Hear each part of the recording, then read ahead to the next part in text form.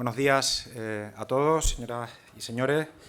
Es un honor darles la bienvenida a esta mesa titulada Las mutaciones de la expansión revolucionaria en el mundo, en el marco del segundo Congreso Internacional de Víctimas del Comunismo que organizan CEU-CEFAS y el Instituto CEU de Estudios Históricos.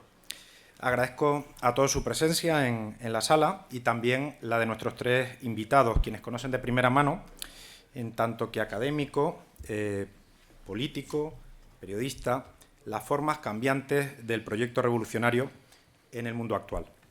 La historia del comunismo, y más ampliamente la de los movimientos revolucionarios, no se reduce al siglo XX. Ayer pude asistir en esta misma sala a una conferencia interesantísima de Ana Blandiana, que nos dijo que el comunismo no cayó en 1989. Desde entonces sus huellas han ido cambiando y persisten en el siglo XXI, adaptándose a nuevas circunstancias geopolíticas, tecnologías de control y marcos ideológicos. Hoy, lejos de haber desaparecido, la lógica revolucionaria ha adoptado formas diversas. Siguen en marcha regímenes de partido único, como ocurría durante la Guerra Fría, pero también hay otras cosas, nuevas fórmulas. Destaco una que me parece importante para explicar la metamorfosis y las adaptaciones, los repliegues, los avances en muchos puntos del mundo. Las redes transnacionales de solidaridad ideológica, que son ahora un elemento clave en ese sentido, y que otros sectores políticos también cultivan, pero creo que con menos éxito. Nos encontramos así ante un fenómeno diferente, pero vigente. Me callo, porque no es mi papel tampoco el dar una conferencia, sino presentar a nuestros ponentes e intentar entablar con ellos un diálogo, desde un punto de vista teórico, pero también desde los casos concretos de Venezuela, Nicaragua y, en el fondo, de Hispanoamérica. Les presento, en primer lugar, a Juan Carlos Jiménez Redondo, que es catedrático de Historia del Pensamiento y de los Movimientos Sociales de aquí, de la Universidad CEU San Pablo. Doctor en Ciencias Políticas, doctor en Historia, especialista en la historia de Portugal. Fue mi jefe durante un tiempo en el máster de Historia Contemporánea, compañero desde hace, 20 años. Mientras coordinaba el máster de Historia, pues dialogaba mucho con los alumnos que teníamos en el título y decían que era el mejor docente, lo cual, no sé si a él se lo dijeron alguna vez, pero es lo mejor que se puede decir de un profesor. Además de eso, un gran investigador, autor de muchísimas obras, siempre magnífico compañero al pie del cañón. Creo que no se puede decir mayor elogio de una persona. Está también con nosotros Julio Borges, abogado, político en Venezuela, expresidente de la Asamblea Nacional, opositor al régimen, no sé cómo llamarlo, chavista, madurista, una secuencia histórica que llega a nosotros, ¿no? Conductor de un programa de televisión también en un tiempo, fundador de un partido, doctor en filosofía por la Universidad Santo Tomás de Aquino, creo que era. Sí, eso es, Santo Tomás de Aquino. Y también está con nosotros Edgardo Pinel, igualmente formado en Derecho, periodista nicaragüense, que sale del país en 2019, si no me equivoco, 18, si me equivoco en la fecha, en el contexto de lo que fueron las protestas frente al régimen de Ortega. Y vive en directo pues, lo que fue aquella represión del régimen. Entre los tres, entre los cuatro, estoy también en la mesa, vamos a intentar entablar un diálogo. En primer lugar, le doy la palabra al profesor Jiménez Redondo para que nos hable, en el fondo, de dónde venimos, cuáles son esas raíces de la situación presente de los movimientos revolucionarios. Muy bien, muchísimas gracias. Bueno, Carlos, mil gracias por tus palabras. Yo creo que son completamente exageradas, pero bueno, hasta se agradecen allá mis años. Estas cosas, pues la verdad es que me ruborizan un poco, pero bueno, también me llenan de orgullo y satisfacción. Bueno, yo voy a intentar por lo menos hacer un planteamiento más o menos general. Luego en los casos, dado la presencia de un experto en Venezuela y en Nicaragua, pues seguramente el debate irá más a los casos americanos, pero yo creo que conviene hacer una perspectiva más global y ver cómo ha evolucionado ese mito que en algunos casos se ha convertido en realidad, que es el sueño revolucionario, y qué es lo que alimenta y cuáles han sido los cambios esenciales que a lo largo de estos casi ya 100 años de experiencias comunistas y de sueños revolucionarios ha habido en el mundo. Yo creo que lo primero que hay que partir es de una fecha que yo creo que, curiosamente, creo que fuimos de los pocos en esta universidad que dedicamos una especial atención a 1917 y a la Revolución Bolchevique. Entre otras cosas, porque me parece que es uno de los elementos sustantivos de la historia actual. No es posible comprender la realidad política, la realidad social actual sin ver lo que significó 1917. Por supuesto, no voy a hablar de la Revolución rusa, pero sí que del significado que tuvo, porque las ideas de Carlos Marx y de Federico Engels hasta 1917 eran una posibilidad, era una alternativa que estaba encima de la mesa y que prometía un mundo realmente feliz, una sociedad sin clases y la utopía de la sociedad socialista. Pero en 1917 se concreta y se convierte Rusia en el primer Estado socialista en la Unión de Repúblicas Socialistas Soviéticas. Y esto nos permite ya tener un primer elemento de evaluación de qué significa un Estado socialista y cuáles han sido las repercusiones, tanto en términos internacionales como en términos internos, de la experiencia del modelo socialista. Porque desde que prácticamente nace, evidentemente tenemos la comparación entre el sistema socialista y el sistema de democracia liberal capitalista. Lo más llamativo es no la revolución rusa, sino la influencia que tiene, y especialmente en el pensamiento. ¿Por qué tantos intelectuales occidentales miraron a la revolución rusa como un elemento casi de plasmación de nuestros ideales, se han convertido en realidad? ¿Cómo han exculpado permanentemente las derivas totalitarias del régimen soviético? Y han conseguido casi legitimar en gran medida una experiencia que objetivamente podemos decir que ha sido extremadamente negativa, tanto en términos internos como en términos de generar una política de bloques que ha sido el elemento, el leitmotiv hasta el año 89. Como bien ha dicho Carlos, el año 89 es una fecha icónica, 89-91, de caída de la Unión Soviética y de reconversión del comunismo. Pero ese comunismo no concluye, ni siquiera en términos intelectuales, que ya teníamos la capacidad de poder evaluar qué fue durante varias décadas ese régimen.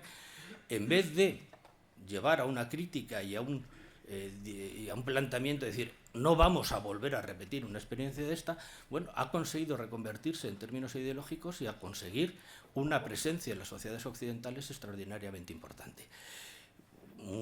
Si lo comparáramos con otras experiencias totalitarias, el nazismo o el fascismo italiano, veríamos que la idea es completamente contraria. Nadie ahora mismo, bueno, algunos grupos, pero no dejan de ser algo marginales, pero no hay a nadie que quisiera repetir y que abogue por la repetición de la experiencia fascista o de la experiencia nacionalsocialista. Sin embargo, sí hay grupos importantes y una parte de las sociedades occidentales que el modelo soviético, el modelo comunista, no les parece mal. Les parece que, bueno, que fue una experiencia que tuvo sus desviaciones, pero que en el fondo la idea estaba bien y que, por tanto, conviene repetirla, aunque acoplándola a las nuevas dinámicas de las sociedades postindustriales.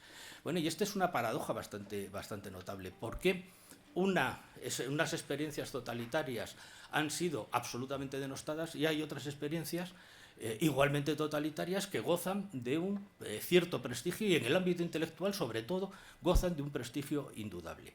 Yo recuerdo una obra de Nozick, un libertario norteamericano que a mí me gusta mucho, me parece muy divertido, que se preguntaba por qué el stalinismo había gozado entre los intelectuales occidentales de ese prestigio y cómo se había vedado la perspectiva crítica para evaluar un régimen que a todas luces sería inaceptable si se acoplara a alguna sociedad europea.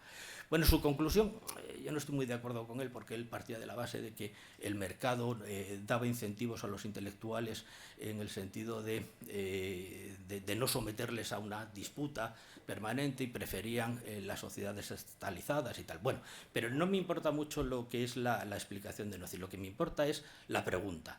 Y porque esa pregunta yo creo que sigue flotando en el ambiente. ¿Por qué en términos intelectuales, en términos de pensamiento político, unas experiencias que no cabrían en las sociedades de consenso, en las sociedades abiertas y liberales europeas, gozan, repito, de ese protagonismo? Lo podemos ver ahora. El régimen actual de Daniel Ortega seguramente sí que tiene una prensa bastante peor que otras. Pero cuando en el 79 se gana la revolución sandinista, en toda Europa, y sobre todo en la izquierda europea, pues fue vista como una cosa completamente, casi como una referencia ideal. Qué bien que se ha conseguido derrotar a Somoza y establecer una aspiración revolucionaria que va a mejorar la vida de las personas. Bueno, 25 años después, evidentemente, la experiencia ha sido una catástrofe. Lo mismo podemos decir de Venezuela. Es decir, de forma absolutamente extraña, el chavismo ha gozado de una buena carta de presentación durante mucho tiempo, y solamente, seguramente, las últimas elecciones y, digamos, la dificultad de la oposición para encontrar el modo de derrotar al chavismo ha perjudicado la visión internacional del chavismo, pero en general todavía sigue gozando de una buena presencia. Por no hablar de la Revolución Cubana, que todo el mundo dice que, hombre, es una experiencia que seguramente se ha desviado un poco de sus orígenes, pero gran parte de la izquierda europea sigue considerando que la Revolución Cubana tiene méritos indudables y que es un intento de conseguir una sociedad socialista y, por tanto, una sociedad más justa, más equilibrada y más sana. Bueno, claro, alguien que vive en Cuba, o los 6 millones de cubanos que han tenido que salir de la isla, seguramente no estarán de acuerdo. Pero entonces la pregunta es ¿por qué después de las experiencias que ya tenemos seguimos considerando las experiencias revolucionarias americanas como mitos fundacionales?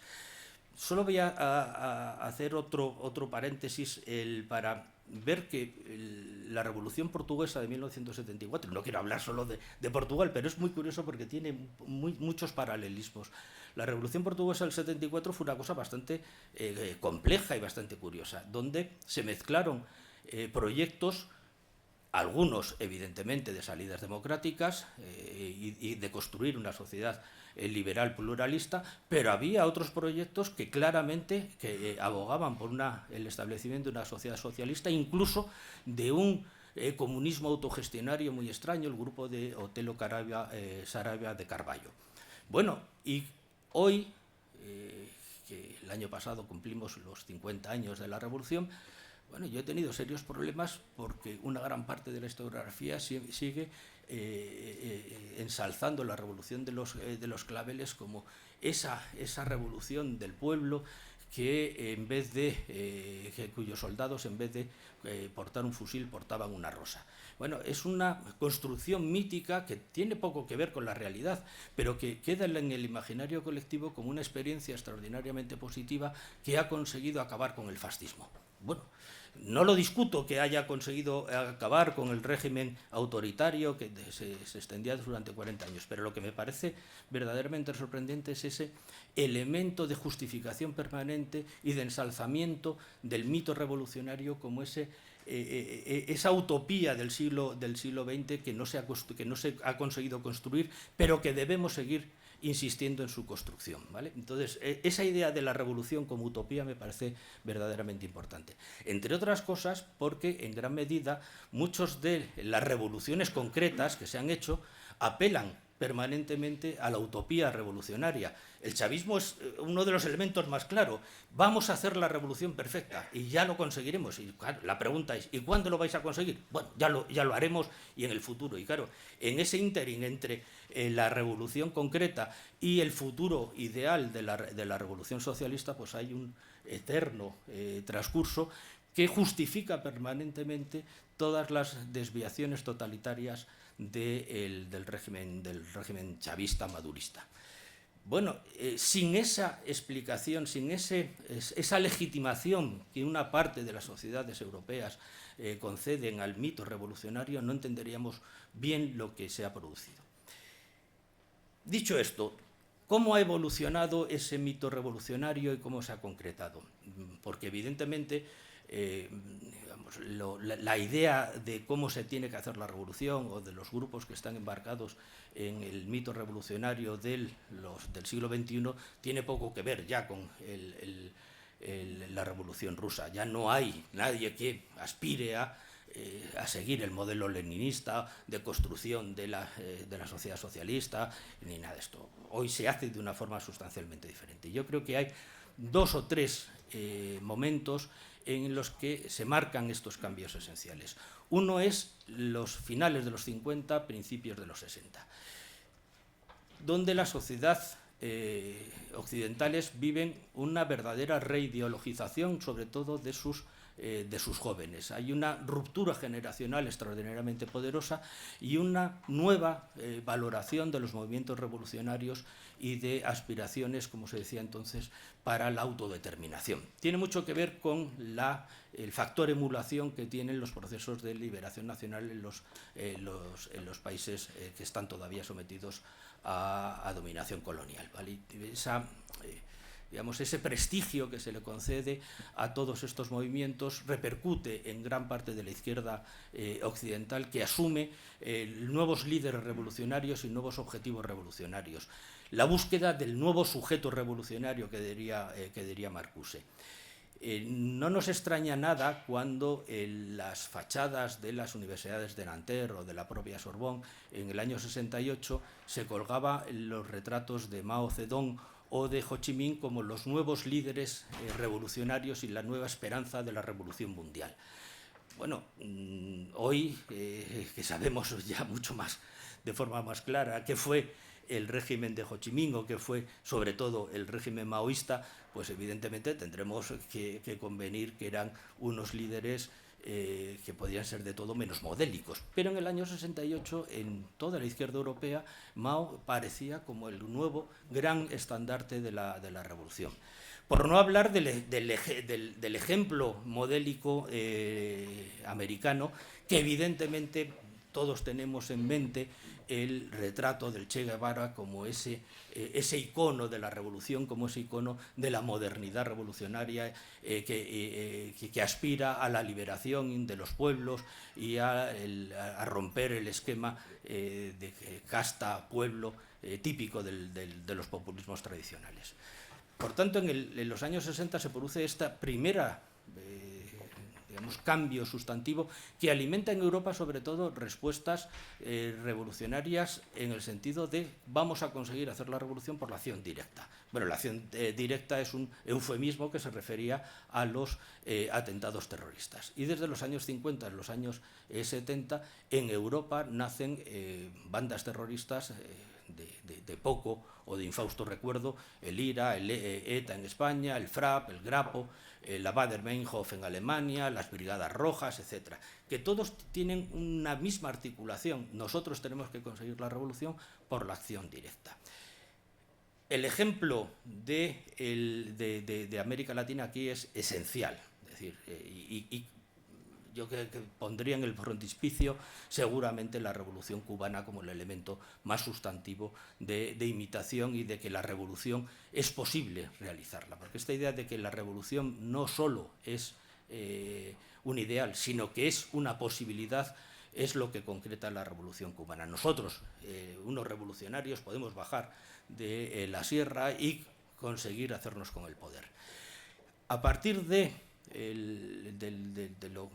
la creación digamos, o de la recreación de los 68, tenemos que pasar a los años 89-90 del siglo XX, que es la caída del comunismo real, de la Unión Soviética, y la adscripción de esas, digamos, de esas derivas de la extrema izquierda en una configuración intelectual sustancialmente diferente.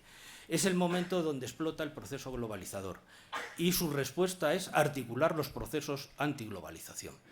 Y son movimientos sociales extraordinariamente populares, cuentan con la presencia de miles, de cientos de miles de personas en manifestaciones contra lo que se consideraba entonces el aparato institucional que estaba dirigiendo la globalización neoliberal. Su gran elemento no era luchar contra el FMI o contra el Banco Mundial o contra las instituciones de la Unión Europea. Su verdadero mito era: somos anticapitalistas y nuestra lucha tiene que ser por la revolución, por una nueva forma de revolución.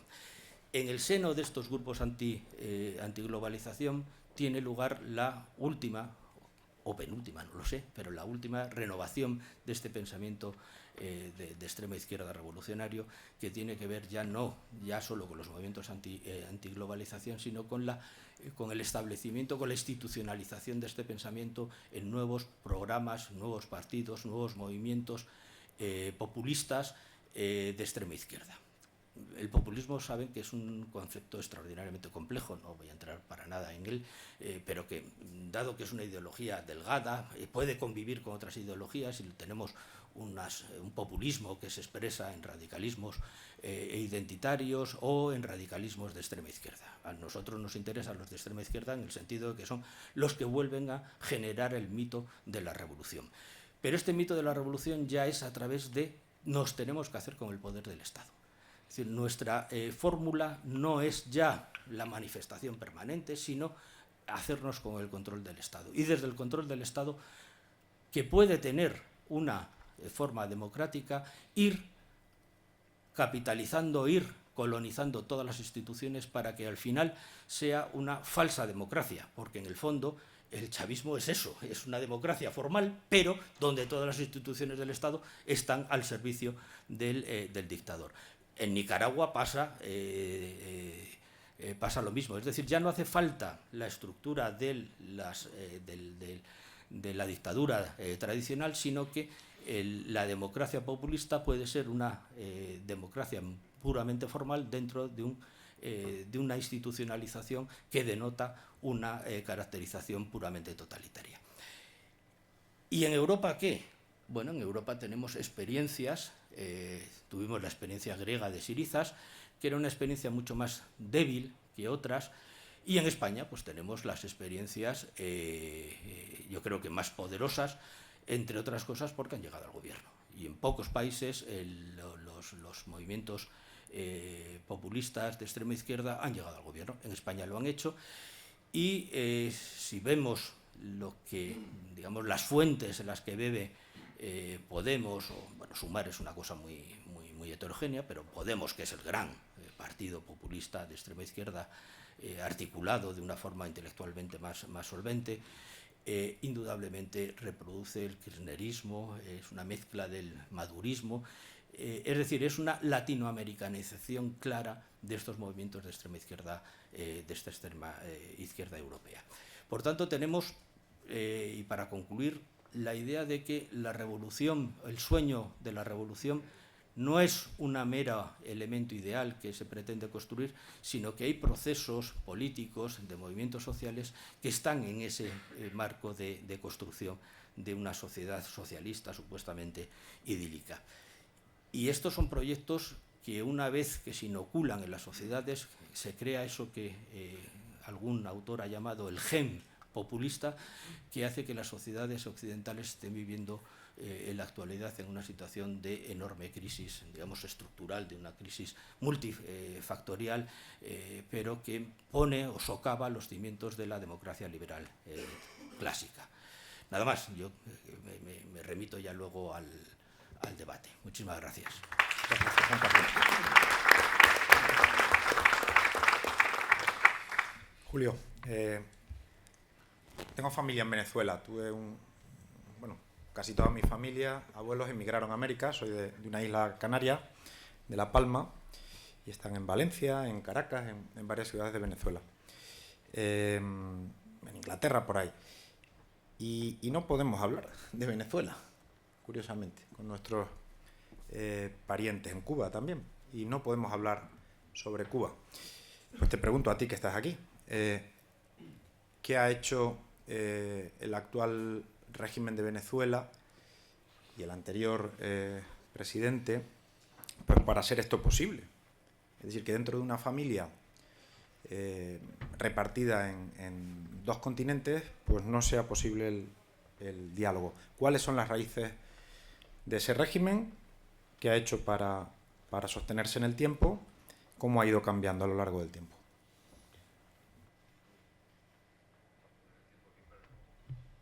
Aquí estoy. No, muchas gracias, Carlos, y gracias al CEU Cefas por organizar este evento que a todos los que estamos acá nos toca de una manera u otra, como decía Carlos. Pues bien, yo quisiera, en estas palabras iniciales, además de contestar lo que me pregunta Carlos, el panel es sobre la mutación revolucionaria. Y por eso yo quisiera dedicar 3 partes muy sencillas a tratar de expresar lo que he vivido. Tenemos 25 años de chavismo, madurismo en Venezuela. Podría pasar 25 años contándoles lo que ha sido esta experiencia. Pero bueno, voy a tratar de sintetizar todo esto en 3 partes muy concretas. La primera es explicar un poco lo que no ha mutado, para entender luego la segunda parte, que es lo que ha mutado, lo que ha cambiado. Y en tercer lugar, Carlos, cuando estaba organizando el panel, nos pidió que pudiéramos hablar también de nuestra experiencia personal. Y aunque a mí no me gusta mucho este tema de estar hablando de uno mismo, pero voy a cerrar un poco contándoles lo que fue mi vivencia y la vivencia de algunos que estamos aquí en este evento. Fíjense, una de las cosas curiosas, digamos, que no se han tocado en estos 2 días, es que quizás el comunismo, de las cosas más importantes o más constantes que ha producido, han sido los chistes sobre el comunismo. Y me parece que eso revela un poco el carácter de lo que se vive en el comunismo, porque son siempre chistes, pero chistes tristes, son chistes lánguidos, melancólicos. Y quiero comenzar con uno para ponerlo de ejemplo. Estaba un ruso en un restaurante y dice: por favor, me traen pollo. El mesonero le dice: no hay pollo. Por favor, ¿me pueden traer carne? Aquí que está carne, no hay carne. Bueno, ¿y si me traen la pasta? No hay pasta tampoco. Bueno, ¿y si me traen esta otra comida? Tampoco la hay. Y el ruso dice: bueno, yo pensé que esto era un menú y no una constitución. Bueno, en mi caso, que vengo de Venezuela, el chiste aplica perfectamente, porque Venezuela tiene la constitución más larga del mundo, 257 artículos, pero al mismo tiempo no hay constitución, no existe. Y esa realidad es la realidad de lo que no muta, que es la primera parte que quiero dedicarle unos minutos. Para entender el tema de la utopía que de manera tan brillante expuso el profesor Juan Carlos Jiménez, hay una primera idea que yo quisiera dejarles muy sembrada en su vivencia sobre el tema del comunismo, y que es de lo que no muta en esa experiencia. Cuando hablamos de comunismo no estamos hablando de política. Es un primer tema sobre el cual tenemos que tener claridad. Estamos hablando de una religión. Eso es fundamental tenerlo claro. El marxismo, el comunismo más allá del marxismo, no es política. Es una religión donde la política es Dios. Y eso es fundamental tenerlo claro. Y es algo que nace mucho antes de Marx. Es decir, toda la doctrina o todas las ideas medievales de Joaquín de Fiori, que leyó la historia humana en 3 libros, el libro de Dios, el libro de Cristo y luego el libro del Espíritu Santo, sembraron esa idea de que el mundo podía progresar a una utopía, como decía el profesor Jiménez. Y esa utopía que nació, digamos, con esa fuerza a través de esa interpretación del libro del Apocalipsis en el siglo XII y que tuvo una enorme influencia en otros pensadores, bueno, se convierte en religión cuando algunos comienzan a decir podemos crear el cielo en la tierra. Y Dios no hace falta, no hay que esperar a Dios para lograr ese reino de felicidad. Y fíjense que lo que les estoy diciendo no es tan loco.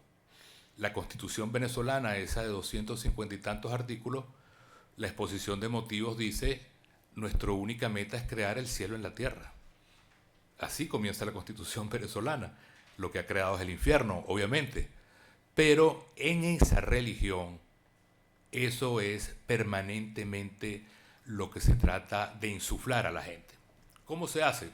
Bueno, si nosotros pudiéramos poner una especie de máquina para hacer una resonancia magnética al comunismo, a lo que no muta, que es esta primera parte que les estoy explicando, veríamos algunas cosas que están siempre presentes. No importa. Antes del muro de Berlín, después del muro de Berlín, y que siempre han estado allí, desde Joaquín de Fiore hasta nuestros días, por decir algo. Lo primero es el tema religioso del líder mesiánico. Todo pasa por un líder mesiánico que, en segundo lugar, tiene una gnosis, tiene un conocimiento absolutamente claro de cómo redimir a su pueblo. En tercer lugar, otro elemento que no cambia es que este líder mesiánico que tiene esta gnosis, que tiene este conocimiento iluminado, llegó para inaugurar el fin de los tiempos. Es decir, la revolución llegó para siempre. Y eso es una de las cosas, como decía el profesor Juan Carlos Jiménez, que Chávez repetía permanentemente. Llegó para quedarse. Este es el inicio del esplendor y del final de los tiempos, la revolución bolivariana. Todo lo anterior fue sombra, comienza ahora la luz. Ese elemento nunca cambia, el elemento escatológico. Y luego está el tema también relacionado a lo universal. Esta revolución con un líder mesiánico que tiene una gnosis iluminada para redimir a su pueblo y que está inaugurando el final de los tiempos, no se conforma con estar en Venezuela, o con estar en Cuba, o con estar en la Unión Soviética. Su vocación es universal y su despliegue es universal. Y luego, otro elemento que no cambia, que sí lo han referido mucho, es el tema de que esta etapa nueva que se inaugura es una etapa que tiene todo un lenguaje nuevo, donde es binario, bueno, malo, amigo, enemigo, pasado, presente, y de esa manera se reconstituye toda la historia y, por supuesto, a la sombra de todo esto está el terror. Entonces, para sintetizar, esa es la parte, esa es la ecuación de lo que no muta. Eso está presente en todas las experiencias, al menos de lo que uno pueda investigar sobre el comunismo, y ustedes lo conocen y lo han vivido mejor que yo. Después viene una segunda parte. ¿Qué es lo que cambia? Cuando se entiende que el comunismo no es política, sino que es una religión donde la política lo abarca todo, comienza esta promesa utópica que es que el hombre, el alfa y omega, es la política, es el Estado, y allí se realiza la felicidad de la persona. No hay un más allá, no hay trascendencia, no hay dignidad, no hay de alguna manera valores más allá, todo es inmanencia, y por eso, como bien decía el profesor también, es absolutamente prescindible si hay que sacrificar a millones de personas, porque lo importante es ese correr hacia adelante de una utopía que nunca llega. Ahora, como bien decía ayer, y lo refería Carlos también, la poeta rumana, Ana Blandiana, el muro de Berlín, y esta es otra idea importante, no ha caído. En Hispanoamérica no ha caído. Y en el caso de Europa Oriental lo que hizo fue reformarse. Y una de las cosas que tenemos que sacar de nuestra narrativa y nuestro imaginario es esa idea que dejó Fukuyama sembrada, que había crecido para siempre en la democracia liberal y el fin de la historia. No es verdad. Eso todavía está vivo, vigente y actuando con una potencia enorme. Voy a la segunda parte. ¿Qué es lo que ha mutado entonces? En el caso de Hispanoamérica, sobre todo, y Edgardo hablará del caso de Nicaragua a profundidad, pero nosotros lo vivimos así en Venezuela, lo que ha mutado es una democracia que se disfraza de comunismo. Ese es fundamentalmente. Hay un académico muy importante que se llama Javier Corrales, que caracteriza esta forma en la cual el totalitarismo comunista se ha metido en distintos regímenes como el venezolano, y él lo sintetiza de una manera brillante porque dice, se trata del uso, el abuso y el desuso de la ley. Y allí se explica toda la ecuación. En primer lugar, el uso de la ley, las constituciones. La gran promesa de Chávez fue una constitución con la cual, como les decía antes, la exposición de motivos era crear el cielo en la tierra y generar también el nuevo hombre. Promesa básica que nunca cambia. Luego, esas constituciones, que nacen muchas veces de procesos democráticos, terminan siendo constituciones en las cuales se convierten no en documentos para limitar el poder, sino en programas de gobierno para perpetuar el poder.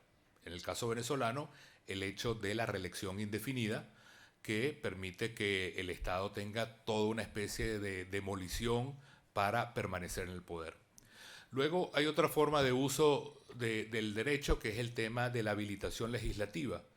En el caso venezolano, entre Chávez y Maduro, cerca de una docena de veces ellos han tenido el cheque en blanco de poder legislar sin tener que pasar por el Parlamento. Y eso les da un poder absoluto.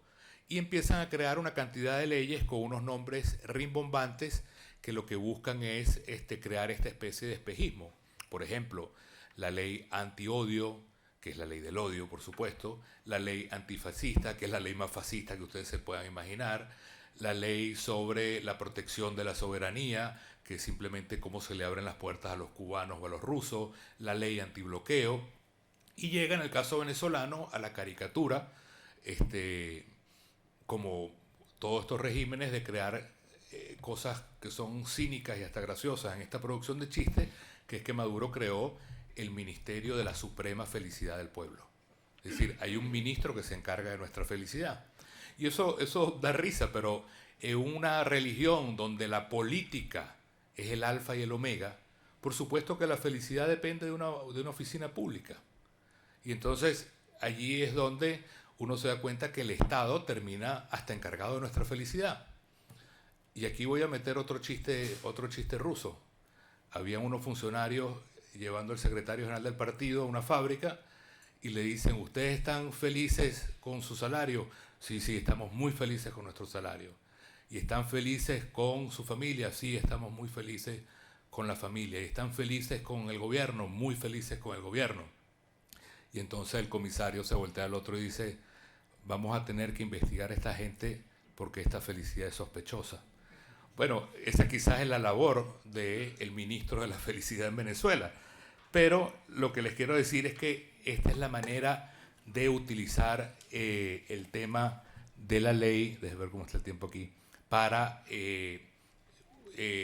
imponerse. Después está el tema del abuso de la ley y del desuso de la ley, que no es otra cosa que atraparnos a toda la sociedad en una interpretación tan absolutamente ambigua y discrecional que todo es posible.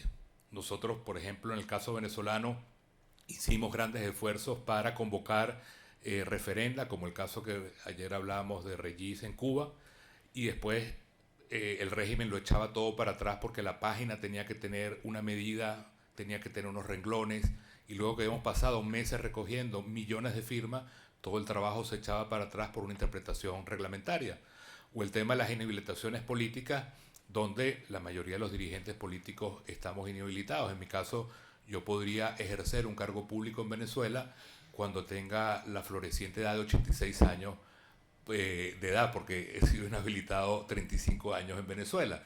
Bueno, y así todo el mundo, digamos, pasa por esas inhabilitaciones absolutamente arbitrarias. Y luego quiero pasar de rasante, porque el tiempo apremia, el tema internacional. En el caso venezolano, un tema que fue fundamental es el uso del petróleo como mecanismo diplomático. Cuando Chávez llegó al poder, el petróleo estaba $7 el barril. Pocos años después llegó a $150 el barril. Es decir, era multimillonario. Los cálculos nuestros es que Chávez solo regaló a más de 50 países 70.000 millones de dólares en las cosas más increíbles que ustedes se puedan imaginar. En la India, en Nueva York, en toda América Latina, en cualquier país habían escuelas, taxis, ambulancias, cualquier cosa que ustedes se puedan imaginar regalado por Chávez. Pero con eso construyó esa buena prensa que decía el profesor y los votos necesarios en organismos multilaterales.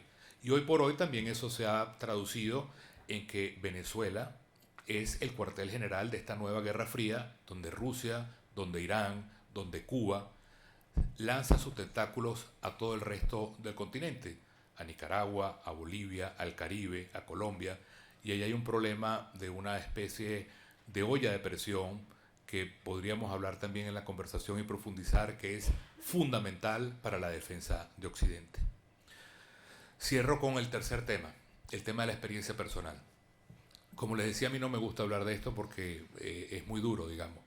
Pero bueno, nuestra familia, nuestros amigos, aquí hay gente venezolana, compañera, está Paola que está allí, salió ahorita de Venezuela porque estaba perseguida por la policía política.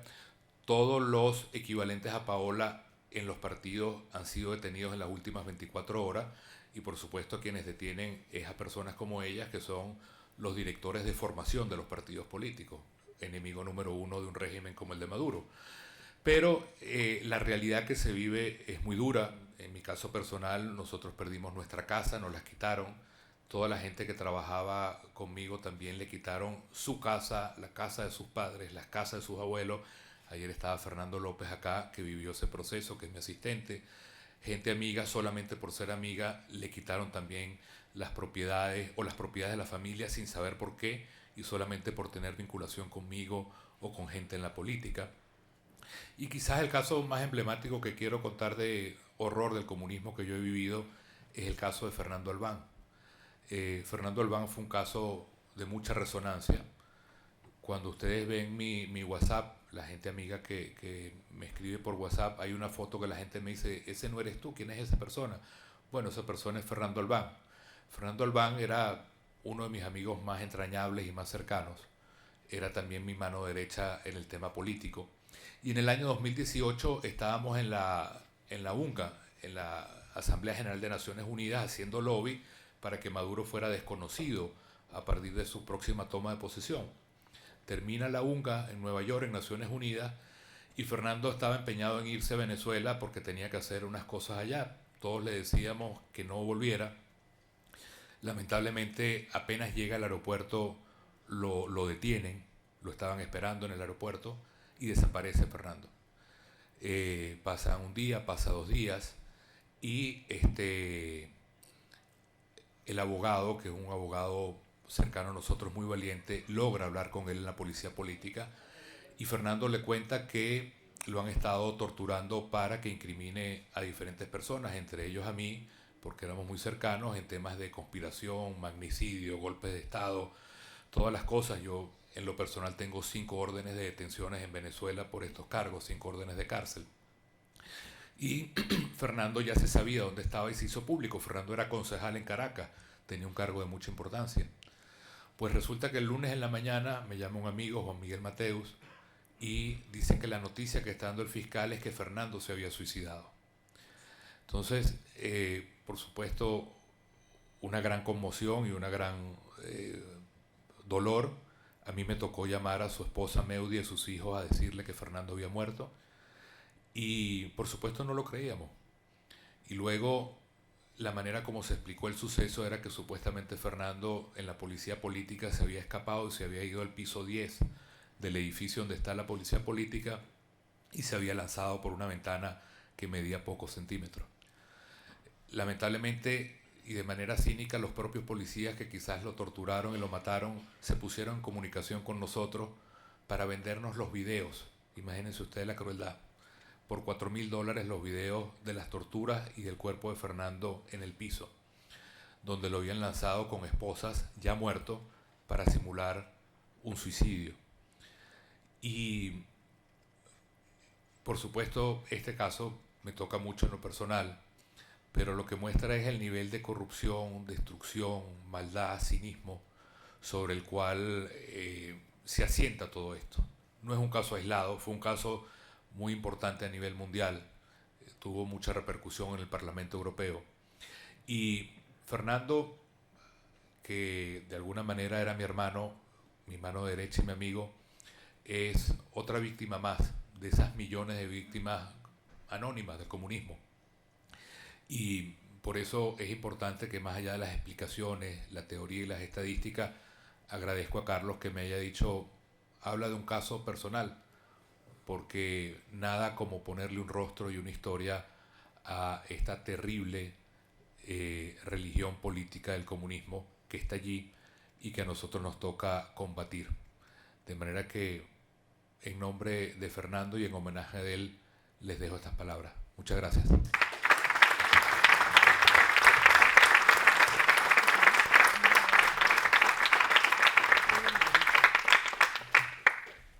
Edgardo, te toca hablar de Nicaragua, que quizás es lo que menos conocemos, seguramente, los que estamos aquí en la mesa. Pues repito la idea, ¿no? Es decir, qué permanece, qué cambia en la Nicaragua actual y cómo ha mutado, en el fondo, la idea revolucionaria hasta el presente. Muchas gracias. Buenos días, muchas gracias por la invitación. No siempre es fácil aceptarla, porque uno en parte revive muchas cosas, se expone también, porque aún cuando esté uno exiliado y lejos de tu país hay vínculos que podrían, o palabras que podrían perjudicar, tus palabras podrían perjudicar a algunas personas. Sin embargo, creo que efectivamente ayer el inicio de este congreso nos invita a eso, que el silencio es cómplice, ¿no? En este caso de las barbaridades y de los sufrimientos que está pasando al menos el pueblo de Nicaragua. Yo agradezco porque el caso de Nicaragua siempre, me comentan muchas personas, es el menos conocido, pero también dicen es el que menos se habla en los medios, está invisibilizado, etcétera, etcétera.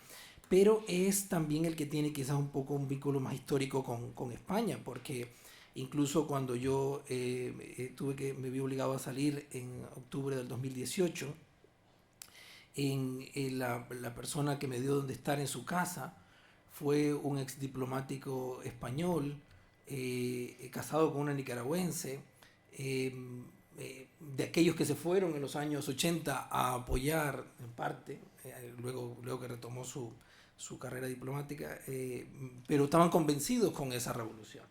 Que en España se encuentran a muchos españoles que fueron incluso a Nicaragua a luchar en la revolución popular sandinista en el 79, bueno, muchos años atrás, pero en el 79 especialmente. Entonces aquí se encuentra a muchas personas que dijeron, bueno, que desvinculan a ese Daniel Ortega con las raíces de ese totalitarismo, pero que hemos recibido solidaridad y con cierta, algunos con cierta pena, ¿no? Decir, nosotros ayudamos en los años, en el 79, en el 80 al sandinismo y ahora ha pasado lo que ha pasado.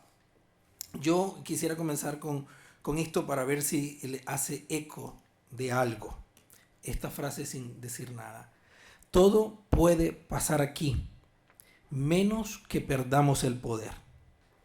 Podemos pagar cualquier precio, digan lo que digan, lo único que no podemos perder es el poder.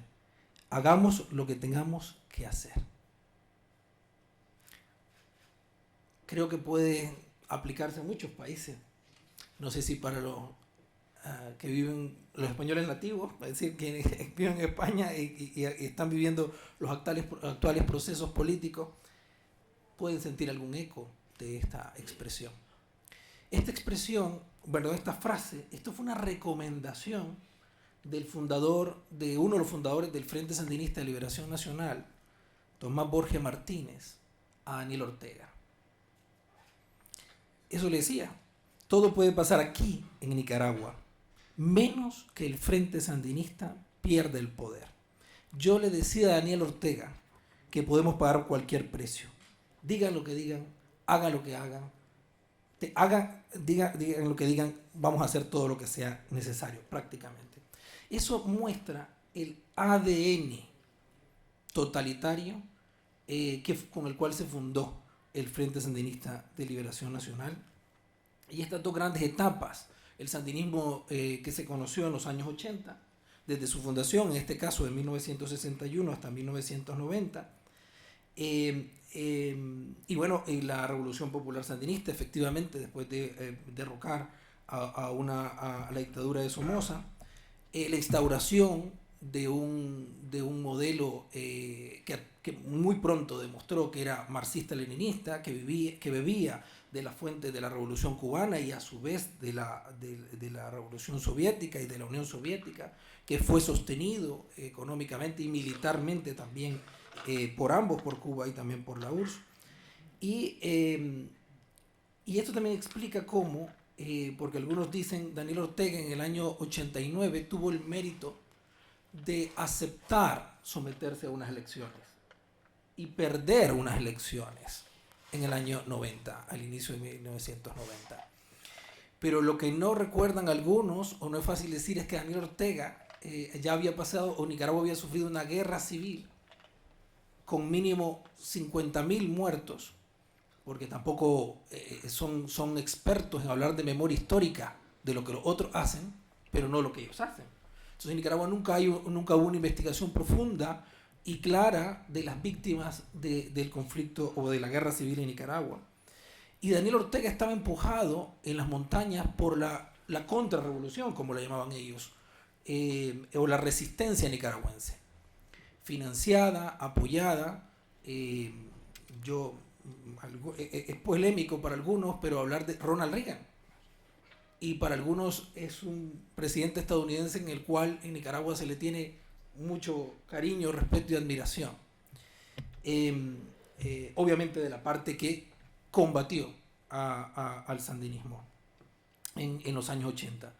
Y Daniel Ortega en el 89, con la caída del muro de Berlín, ahí sí tenemos un efecto importante con la pérdida de apoyo militar en la guerra interna, con la presión estadounidense, con la presión de los nicaragüenses en las montañas, en la resistencia nicaragüense, se ve forzado a aceptar este proceso electoral y se ve obligado, cuando la mayoría de los nicaragüenses votan por una transición, por una paz, a entregar el poder en el inicio del año 1990.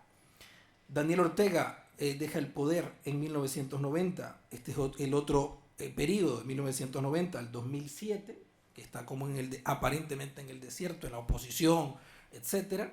Pero en 1990 dice una frase similar, o quizás no similar, pero que está conectada con la de Tomás Borges, que él dice que deja el poder, pero el Frente Sandinista va a gobernar desde abajo. Es decir, no nos vamos para siempre. Vamos a regresar y mientras regresemos vamos a gobernar desde abajo. Eso implicaba sonadas, huelgas, tomar calle, etc.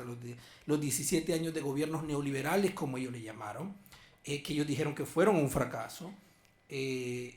Obviamente en parte fue por la obstaculización que ellos hicieron con una oposición destructiva durante esos 3 gobiernos, obviamente aparte de los propios errores de los propios gobiernos liberales, conservadores, y Daniel Ortega nunca estuvo en ese desierto opositor.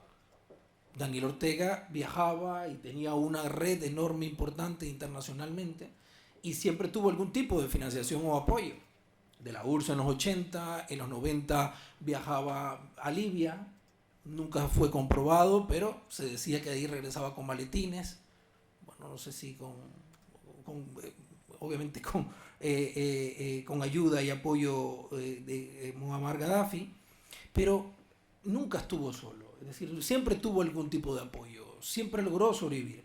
Y sobre todo más cercano a 2007, cuando regresa en unas condiciones más o menos democráticas, porque eso hay que admitirlo, regresa gracias en gran parte al apoyo de Chávez, del Partido Socialista Unido de Venezuela. Y así logra demostrar o plantearse como que ellos son la solución, que ellos han cambiado aquel Daniel Ortega que en los años 80 perseguía a la Iglesia Católica, desnudaba a los sacerdotes y los sacaba de las iglesias, aquel Daniel Ortega que confiscaba la propiedad privada, aquel Daniel Ortega que vive actualmente en una casa que confiscó, que robó y que no pagó obviamente nunca, aquel Daniel Ortega que destruía la empresa privada y que despotricaba contra la Iglesia Católica. Ese Daniel Ortega en el 2007 era distinto totalmente. Se había convertido al catolicismo, se había casado por la Iglesia Católica ya para el 2007, se había reconciliado con nuestra iglesia oficialmente, con el cardenal Miguel Obando y Bravo en aquel entonces, y parecía un hombre renovado, cambiado, distinto, ¿no? Y así gana las elecciones en 2007, más o menos limpia. Hay una discusión sobre que nunca se contó el último 5% de las elecciones, es decir, con el 95% de la acta se daba por ganador, pero había un sistema ahí en Nicaragua de que si se ganaba con la suficiente diferencia con el segundo lugar, pues si no se ganaba con la suficiente diferencia con el segundo lugar, debía haber una segunda vuelta electoral, que probablemente, muy seguramente lo hubiera perdido Daniel Ortega, pero nunca se contaron ese 5% de los votos, pero los dos partidos opositores que se dividieron en 2007, o los dos partidos más bien democráticos en el 2007 se dividieron, en el 2006, aceptaron la derrota, y se cerró el conteo con el 95% de la acta escrutada.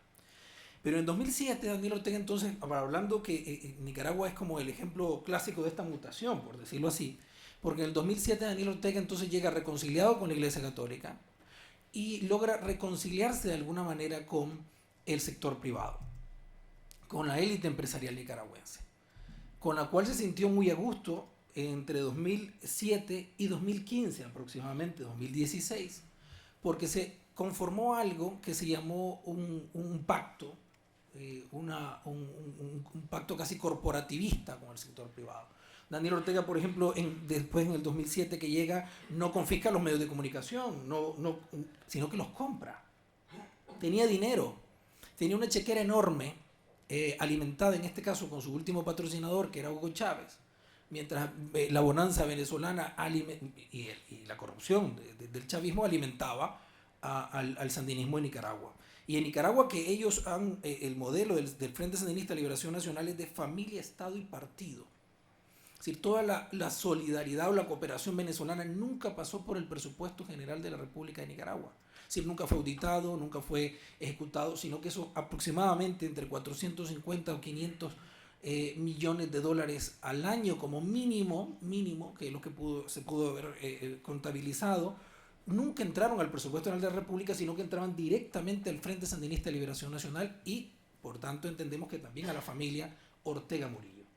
Con eso compraron canales de televisión, compraron empresas de distribución de petróleo, lo que se imaginen. ¿Sí? Se volvió los nuevos ricos. El Frente Sandinista, el otrora Partido de los Pobres, era ahora el partido más rico de Nicaragua. Y entonces no necesitaba confiscar porque podía comprar y le sobraba el dinero para comprar a quien fuese en Nicaragua. Y la empresa privada dijo, bueno, en gran parte pactó un acuerdo de no agresión. Mientras ellos entraban y rompían algunos monopolios, se formaban nuevos monopolios y todo iba bien. En la época de vacas gordas iba todo bien. En el 2016 la cosa se empezó a complicar y en 2018 ya la situación era más compleja, ya no entraba, el grifo venezolano se había cerrado y había que hacer recortes. Y los recortes por donde empezaron no fueron por los propios, no fue por la riqueza acumulada durante esa década, casi, sino con la seguridad social. Implantaron o propusieron una reforma de la seguridad social, recortes a las jubilaciones, recortes a las pensiones, etcétera, etcétera. Y eso obligó y generó una espontánea reclamo en Nicaragua y sacaron su pedigrí autoritario, porque para ellos no era aceptable que ningún otro grupo de presión o ningún otro grupo protestara en Nicaragua si no era con el permiso o no era organizado por ellos. Durante los gobiernos liberales de 1990 al 2016, Ellos eran los que tenían el monopolio, el control de las universidades, de los estudiantes salían, los sindicatos salían cuando ellos decían, los estudiantes marchaban cuando ellos decían, cuando el sandinismo ordenaba. Pero claro, cuando ellos están gobernando no aceptan que nadie proteste contra ellos. Y esa protesta espontánea, inicialmente con los jubilados, personas bastante mayores, fueron reprimidos, vapuleados, golpeados. Y eso se vio en cámaras de televisión, se vio en vivo y en directo. Y eso generó una solidaridad y una espontaneidad que ni ellos se lo esperaban de las mismas universidades, tanto públicas como privadas. Jóvenes de las mismas universidades públicas y privadas dijeron: esto que está pasando es indignante. Ver nuestros abuelos o nuestras abuelas siendo golpeados en las calles por una demanda justa. Entonces la situación se igualó cuando empezaron a salir los estudiantes de las calles en Nicaragua. Ya los grupos de choque que tenía el gobierno sandinista, que dicho sea de paso se autodenominaba un gobierno socialista, cristiano y solidario. Esa era la nueva nomenclatura del nuevo sandinismo del 2007 para acá. Entonces, para tratar de enganchar con esa base mayoritaria nicaragüense, principalmente católica, aunque ellos tratan de socavar, siempre han tratado de socavar la hegemonía católica con ayuda a las iglesias protestantes. Pero a pesar de eso, de ese cristianismo y de su solidaridad, ellos atacaron a los más vulnerables.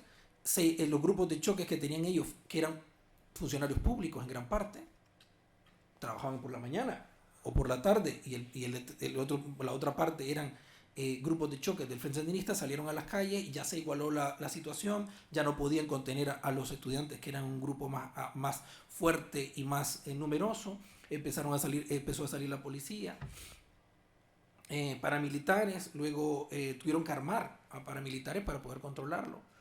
Y ahí hay víctimas que yo lo voy a plantear, porque más que lo que yo haya vivido y lo que yo haya sufrido, lo que vale la pena es lo que yo haya pasado es nada, comparado con más de 350 familias, sobre todo padres y madres de familia, que perdieron a sus hijos universitarios, a sus hijos jóvenes, que con disparos en la cabeza de francotiradores, con disparos en el cuello, disparos directamente al cuerpo. Y eso es parte de lo que hay que exponer en Nicaragua. Yo, cada esfuerzo y cada acto de presencia que hago, creo que lo hago en memoria de esas personas que están sufriendo, de esos padres que por demandar justicia en Nicaragua por lo que sucedió en 2018, por más de esas 350 víctimas documentadas, aunque pudieran haber más, muchos de ellos por reclamar justicia fueron también acusados, procesados, están aquí exiliados, gran parte en España, otros en Costa Rica, otros en Estados Unidos. Y lo que hemos visto desde 2018 para acá es ese pedigrí autoritario que conecta con lo que dijo Tomás Borges en su momento, que conecta con ese gobernar de abajo de Daniel Ortega y con esa lógica del poder por el poder, cueste lo que cueste. Porque ellos, y muchos dicen cómo logró avanzar, cómo logró desde el 2011 mantenerse con una reforma constitucional para habilitar una reelección continua que ya no estaba permitida en la Constitución, cómo logra imponer un fraude electoral en el 2016, cómo logra imponer otra vez en 2021 su reelección continua. Bueno, era porque mientras nosotros, los opositores, o lo que nos autonominábamos democráticos, opositores en este caso, mientras nosotros jugábamos con las reglas legales y constitucionales, ellos jugaban contra la ley y al margen de la ley. No hay forma de competir con ellos dentro de los marcos legales, porque ellos siempre juegan contra la ley y al margen de la ley, mientras nosotros decimos, sí, la solución tiene que ser en el marco de la ley, tiene que ser con unas elecciones, tiene que ser jugando limpio. Y cuando pasa eso, ellos tienen una enorme ventaja. No por eso debemos de claudicar con nuestros principios democráticos, ni contra el respeto a la ley, ni contra lo que nos ha hecho grande como valores políticos. Pero yo quisiera dejarles, no sé si ahora es el mejor momento o luego, una página web donde están expuestos los testimonios de gran parte de estas madres, padres de estas familias que han perdido, que han tratado de hacer una memoria, una lucha clandestina. Hoy por hoy, en cuanto a libertad religiosa, hay más de 154 sacerdotes expulsados de Nicaragua. Eso representa más del 25% de los sacerdotes de Nicaragua prácticamente, ya sean con nacionalidad nicaragüense o con nacionalidad extranjera, fueron expulsados y desnacionalizados de Nicaragua. Más de 300 periodistas de Nicaragua han sido también, se han visto obligados a salir de Nicaragua. El principal medio, o históricamente el medio de la prensa de Nicaragua, que ha sido premiado recientemente por su esfuerzo de libertad y que sigue informando desde la clandestinidad, haciendo esfuerzo extraordinario. Entonces, insisto, en mi caso personal, lo que yo haya perdido, mi proyecto de vida, nuestras casas que teníamos hipotecadas, nuestros coches nuevos, nuestras hijas en escuelas bilingües, todo eso, lo digo, no es nada comparado con perder a un hijo o una hija de 17, 18, 19 años. Entonces por eso yo hago más bien memoria y honrar a esas madres de abril, que se llama, porque fue un 18 de abril cuando estalló todo esto y Nicaragua cambió drásticamente hasta el punto en el que está. Después podemos ampliar.